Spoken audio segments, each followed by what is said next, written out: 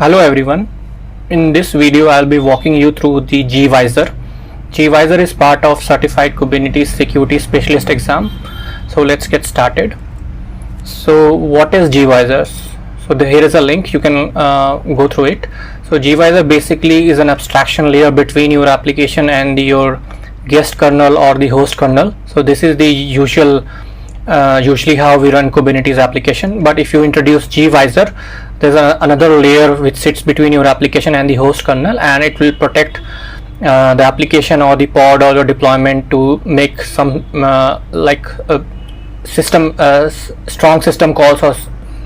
So this will be like an independent kernel, and it will be intercepting all the calls and making sure there is nothing unprotected calls being invoked.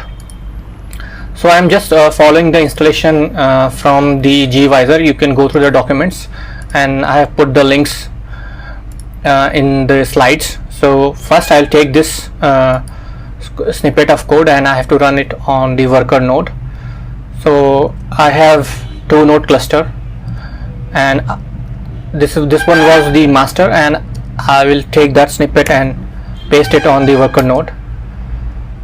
So that is successful. And next I have to edit the container toml file so that that runsc or the runsc can leverage the gVisor. So I'll go to the worker node and paste it, and that's also done. Moving on. So this is the part wherein I will be creating a runtime class. So runtime class, you just pay attention here. This is the YAML file, and the kind needs to be runtime class, and handler need to be runsc. Only these two are the criteria requirement for us to use the gVisor. So kind need to be runtime class and handler runsc. And I will be going to the master node. So my runtime class runtime class, as you have seen the YAML, and then I do an apply, and if I do get runtime class, I can see the runtime class. Next is I'll show you how to use the runtime class. So I am creating a pod here. So the important thing to note here is spec runtime class need to be the name of the runtime class that we have created in the previous step, so it matches exactly what runtime class we have created. This name can be anything, but anyway, whatever we have created in the previous step, this should match, and that's all. There is nothing else special over here. So I'll copy this, paste it.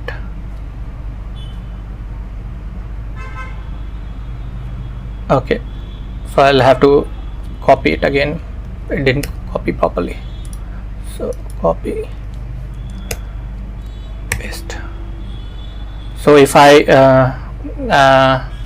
so all the steps have run successfully. Cat apply get pod. So it's in containers container creating state. So I'll just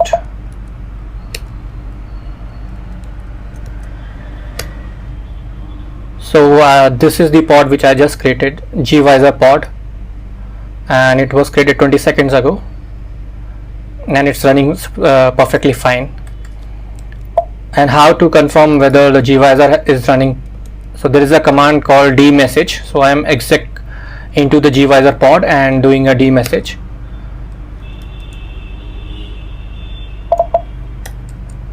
So you will see starting gVisor, all those things. So it has worked perfectly fine.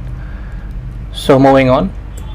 Now I'll just show you the last example how to use that in a deployment. So herein I am just making sure that I'm deleting any old deployments which I might have created before this demo, and then I'm creating a deployment and editing that deployment and then adding the specification for the gVisor. So I'll copy this,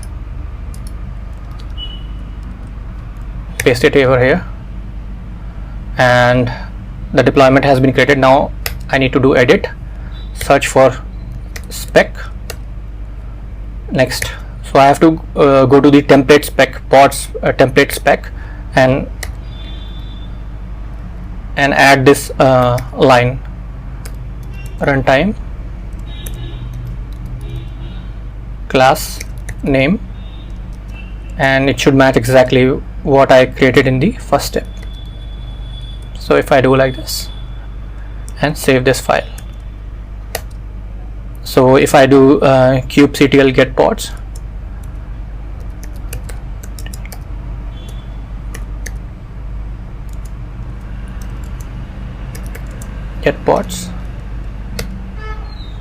my second gVisor deployment pod is also running fine. So I created two pods, one directly and one through deployment. Both are running fine, and you can see the time. And to confirm which node it's running, we can actually specify O wide.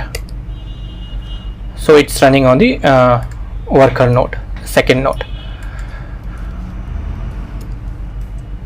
Yep, that's all I have got for gVisor. So thanks for watching. Bye.